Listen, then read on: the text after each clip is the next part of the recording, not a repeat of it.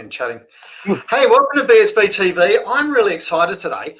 I've got Domonic Seterito, which actually means Mr. Tasty, is what I hear. That's right. If you say that your food is very saporito, it means it's very tasty. So you can call me Mr. Tasty. Okay, we won't do that today, though. Today, you are here on behalf of both Outcome.life and Intern Match. Yeah. We discovered in our earlier conversation, you and I both have a recruitment background. We do. Yep. And have moved in very similar circles, know lots of the same people. Yep. So you better not stuff up, or all these people are going to know. Yeah, understand. No worries. Or again, you could be saying the same to me. So here's the important thing. Interns, what are they good for? Who are they good for? How have we come to a world where we are today? Because I always remember that interns were just part of the medical profession and stuff. Yeah. Look, I think, in this world today, youth unemployment is a huge issue. And so what the universities have done, they've allowed university students, mainly in their final year and their final semester, to instead of do an elective, they can actually elect to go out and do an internship with a host company and get some real world experience. So the students that we place about 1,500 a year. They come from all sorts of universities all around Australia, including Queensland. And they have elected to do a final year subject, which is an internship, unpaid, at a workplace, or in this COVID time, you can do it remotely. And they just want to get some experience so they can get their first job. Which is absolutely fantastic. So it's good for the intern because they're getting some real world experience. They're getting a reference. And they're getting looked after from that point of view. It's also good for the business because they are getting a project that they still need to manage. And here's something we want to make sure is really clear. Don't expect that you're just getting someone in to come and do your photocopying. That's not the role of an intern. It's not free labor per se. It's you helping them get real world experience at what they've been studying. They do need a little bit of guidance. Yep, and supervision. And remembering that this is all covered by Fair Work Australia. So they're very strict, and we get audited a couple of times a year. And so there's a component where up front, the host company and the student and the university all have to agree on the project of what they're going to do and what the study outcomes are going to be. And there's normally half a dozen study outcomes. But let's come to that part in a minute. Okay. So it's a real good for everyone. Good for the universities, good for the students, good for the business, because it's particularly for younger businesses or people who are trying to get that step up from being beyond just them. It's a great way that you can learn to manage people again, because you probably did in a previous life. But if it's been a bit of a break, that can be a bit challenging. Trust me, I know. I've just hired a team of 8 people who are all contractors to me, and going from having 2 of us to 10 of us in a heartbeat, that's exciting.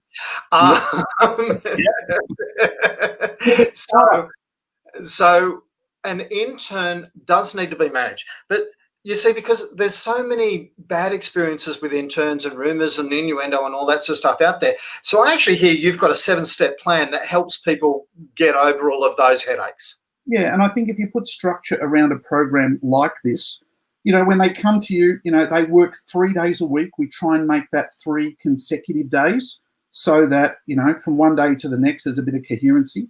We agree on the project up front. We agree on the outcomes. So that way everyone knows that good fences make good neighbours. And if we put those fences in place first, everyone knows what they're meant to be doing. The chances of it being a positive outcome for everyone will be very high. So to start with, the very first thing that you do is you actually stringently, basically verify and ratify the interns. So you do interviews and you do some basic checks and make sure that these people are the quality that is ready to be placed in a business. Yeah, and so the universities will normally give us the students. So they say, these are the students who have elected to do it. And that in itself is a great check.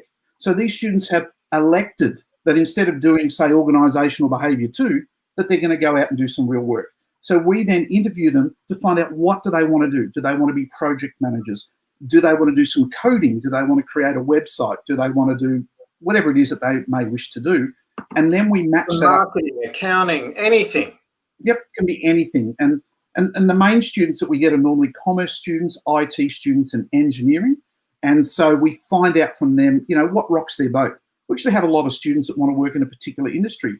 For a lot of the girls, sometimes it's the fashion industry, or it's retail, or some of the guys love motor car racing. I've got a client at the moment that a group of 3 students are doing their marketing plan for, they have track days for a number of the car clubs. So these are the type of things the students love to do, and they find it a hell of a lot more interesting than sitting in the classroom at university, given that they've already been there for 3 years. Fantastic. So it's a really good opportunity to to get someone who is looking for some work experience. You don't have to pay for them, but we'll come to that in a minute. Yep. From there, you actually start to make sure that the company can take on an intern, or that the legal hurdles are there. They have the right structures. They have the right things in place. Yep. So what are some of the things that you look for in the right company?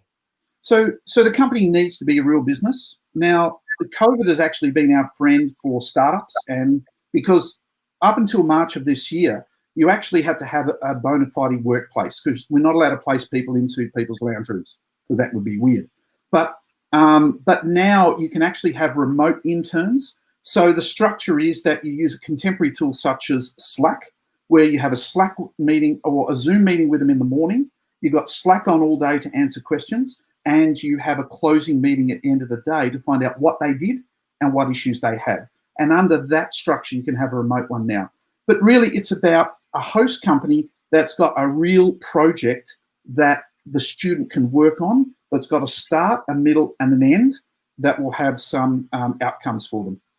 And that's the third part that you're looking at, is that project, and making sure that is clearly defined, so that this is good for you as a business owner, as well as being good for the student or for the intern, because then right at the start, the outcomes are known and expected.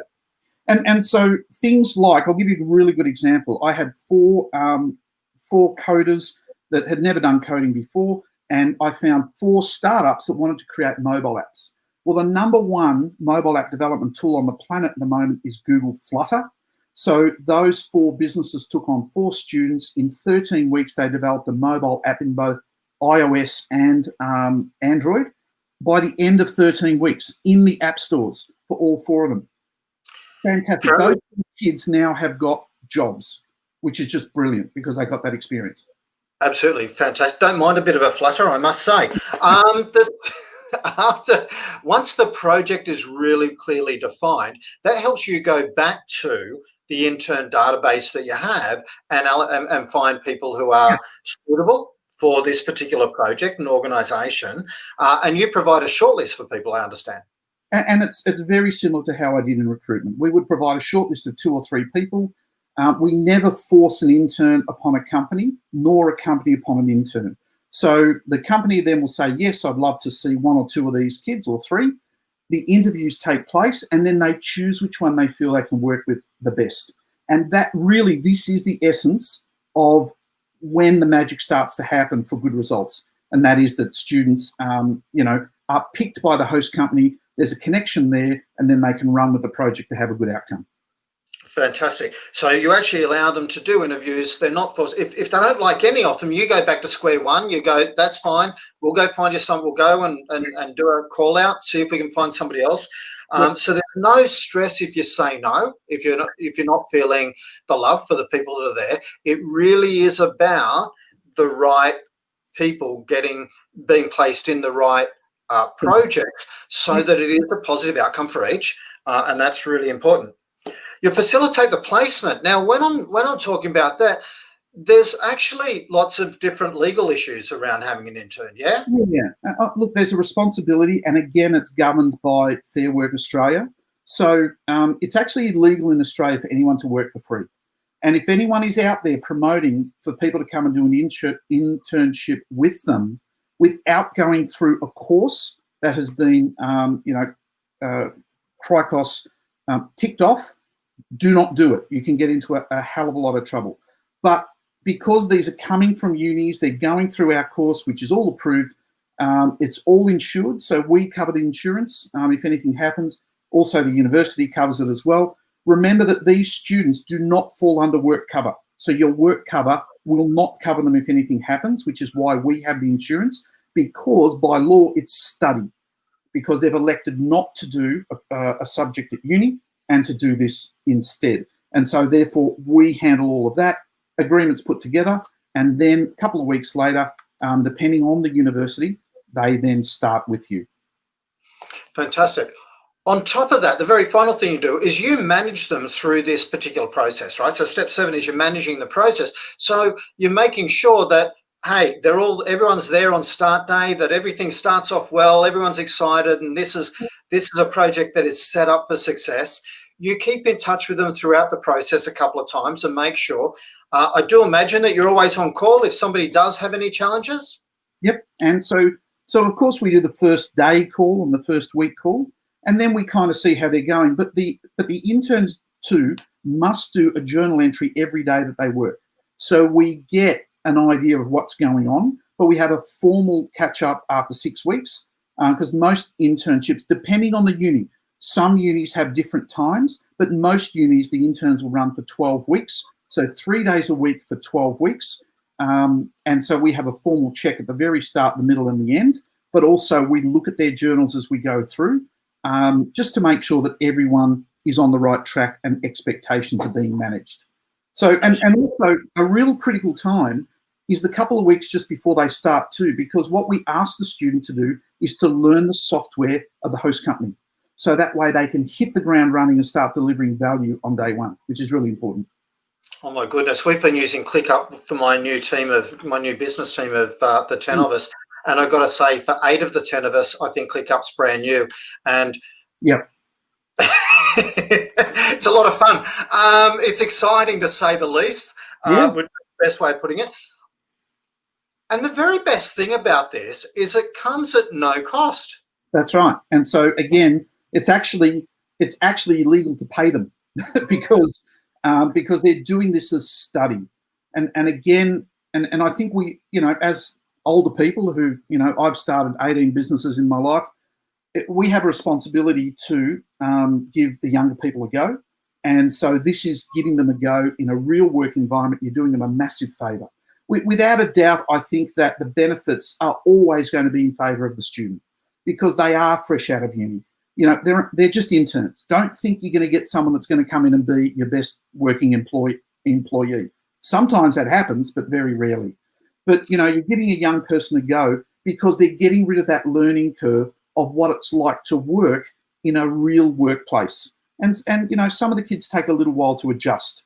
First 4 weeks, they may struggle a bit. Then they start doing good work in the second 4 weeks. And then by the last 4 weeks, they're actually really delivering good value to the businesses where they're at.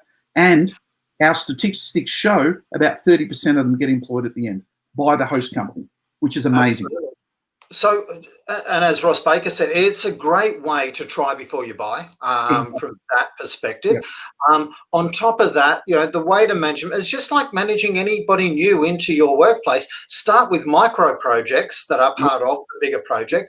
And as they're getting the swing of that, give them slightly more leeway, slightly more initiative, slightly more responsibility to take that little bit further, that step further, and always encourage them to be growing, keep them on track.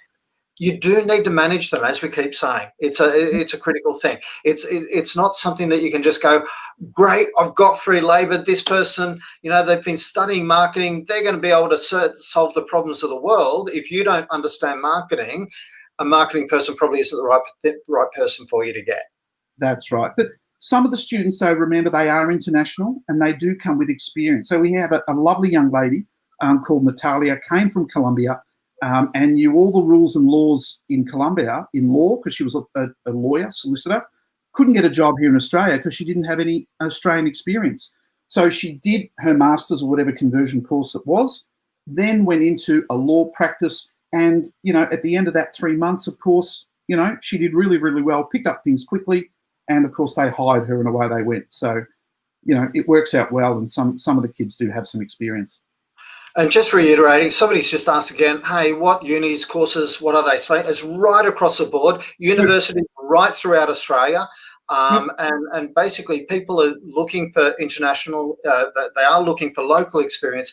They could be from some of the universities in Queensland. If you specify that I do want someone to come and work in my workplace, as long as it's not your home, that's okay. Because we're in Queensland, we can still do that, Dom. I know. I'm locked up here. But no, we work with University of Queensland, with CQU, but also the students can elect from any university can do this as well. So they come from all over the place. And again, with remote internships, if you're after, you know, something a little bit specific, you can take on a remote intern from anywhere in Australia. Cool. I even believe that you've got some connections to offshore universities. If people are looking for more specialist skills that maybe we have a shortage of here, they may even be open to doing that. If that's if that's what you're interested in. If it's not, that's okay too. So that's right. You're not putting any rules around apart from the fact that the company must be a legal entity. So that would rule out sole traders. I'm sorry, one of those things. No, they're fine. So Excellent. It just needs to be a real business, and this is why we love startups, because this is fantastic for startups. Startups normally have a big problem to solve, very little resources, no money. You can get someone in to help you out with what you're doing. However, we can't place them into your home. We love to place them into co-working spaces, and that's something that Australia has a lot of. And we find that, you know, someone will go and do some work with a startup in a co-working space, and at the end of that time, when they finish their internship, often they get offered a job with someone, with another startup that they've met during their time there at the coffee machine. They got stolen even before they started. Not so much stolen. They, you know, knowing, because obviously the startup gets first choice at it, but anyway, you know what I mean. I do get what you're saying. So absolutely. So look, there's a 7-step process. One, the intern is sole trader with an ABN, absolutely is a legal entity, and that's fine. That's exactly what Don was just saying. So step one, the intern is verified, ratified, reference checked, made sure they've been interviewed, they're real people. 2, your company is a legal entity, has an ABN and is good to go. 3, that the project is a clearly defined project that has a starting, middle, and end, that here is exactly what we're trying to accomplish, and that the outline of what is expected of the intern is really quite clear to set the project up for success. Step 4 is getting a shortlist and making sure that you actually get to interview people and choose a person that fits your business, so making sure that that's right. Step 5, facilitating the project, making sure that all the legals are right, that everything's done there. You run the insurances on behalf of the universities and the interns, and making sure that that's right. You're registered with Fair Trade to do this sort of thing, and to make sure that everything is absolutely spot on. And then 7, that you manage the process through to a successful outcome, where you're keeping in touch with both the business and the intern to make sure that expectations are being met, and to give the project the highest possible likelihood of a successful outcome. Yep. And what we do find is we rarely ever have a host company that only ever takes one person, because again, if you run a good process and you get a good outcome, you know, why wouldn't you do this? Why wouldn't you help another young kid get some experience so they can get a job? So, you know, that's you know. I think that was me. No, was it? I don't know what it was. Can I give you a little example? So there's this fantastic business called Hive Keepers, and shout out to Simon if you're listening in. But he's looking to put one of these things, which is a little device that picks up temperature and GPS and so forth, into every single beehive in Australia. That was his dream. So we got him this fantastic young lady called Kanika from Melbourne Uni. She was a software developer, and in 13 weeks using Flutter, developed a mobile app that was picking up 10 things from this little device here as an Internet of Things project and pushing it onto an app so that people knew if their beehives were healthy in real time. incredible. And this guy's gone on to do fantastic things. And Kanika ended up getting a wonderful job building mobile apps for another company at the end of her internship. So all round, absolute fantastic result. There you go.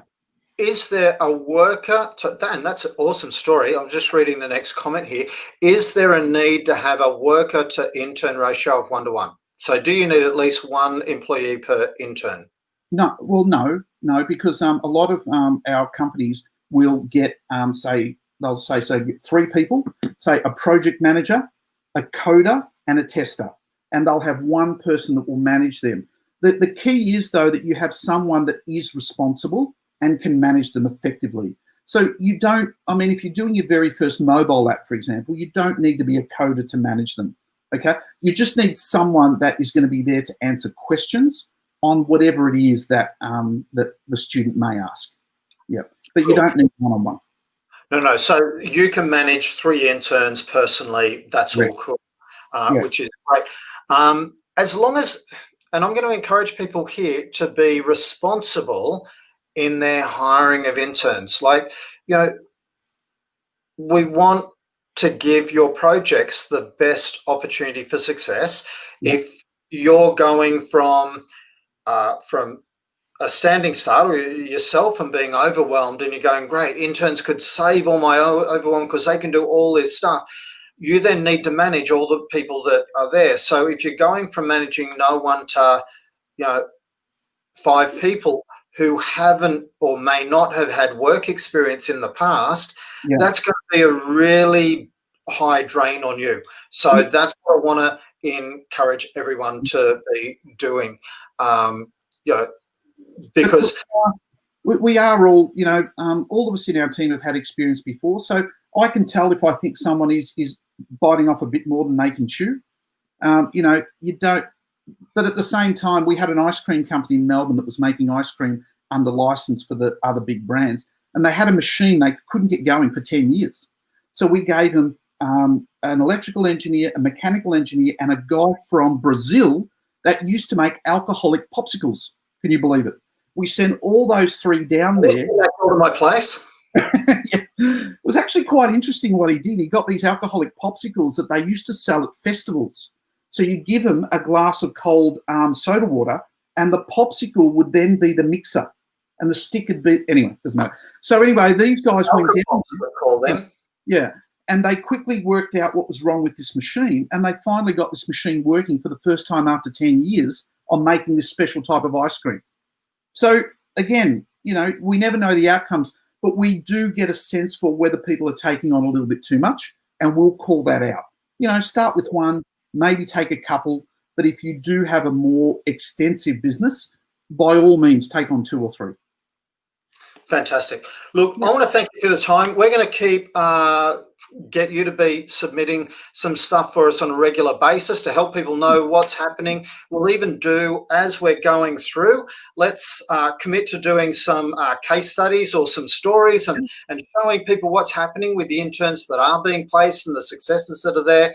And if things are going wrong, we want to be upfront about that and go, hey, don't fall into this trap. It's really, because it's really easy when you're employing to fall into traps. How many recruitment experience did you have? 14 years I had my recruitment agency for. And before that, I guess you were a recruiter before you had your agency too? No, I was a chartered accountant. I worked at KPMG and Pitcher Partners in Melbourne for 10 years and then decided to open my own recruitment agency. But I mean, they do fall over. And I remember that in my recruitment agency, I think 6% of all placements fell over, about that, which is about the rate. The same happens with internships as well. And it's not always the student's fault. Sometimes it's actually those companies' fault. Well, sometimes they just aren't ready. They think they are, but they're just not quite ready. And there's a challenge there. So, everyone, I want to encourage you, if you're thinking about an intern, we have in the header for this a link. You can actually click on that. You can put your details in. That'll go straight through to Dom and the team. They'll get back in touch with you and find out more details about what you're after, and we can go from there. The one requirement is you are going to need to be one of our club members or a member on our directory to avail yourself of that. You can get that for as cheap as $50 a year. So if you don't think getting a intern is worth $50 a year, I'll leave that up to you. So that is one of the requirements that we have in working with Dom, that only club members can actually do that. It's available to everyone that's in our group, absolutely. And it's a simple one click and you've joined the club. You can do that in a heartbeat. You can even wait until you're about to make the decision and do it then if that's what you want to do. I've got no stress about that. Dom, thank you for your time today. My pleasure. I love it. As you can tell, I love what I do. So you are absolutely passionate about this. I know that you want the success, both for the, let's call them kids, but young adults who are looking to start their careers. You're also passionate, I can tell, for the projects that these interns are actually getting involved in, and you're just I can hear the excitement that you have when every one of those is successful. So thanks very much for all the support that you're giving business. Pleasure. No worries.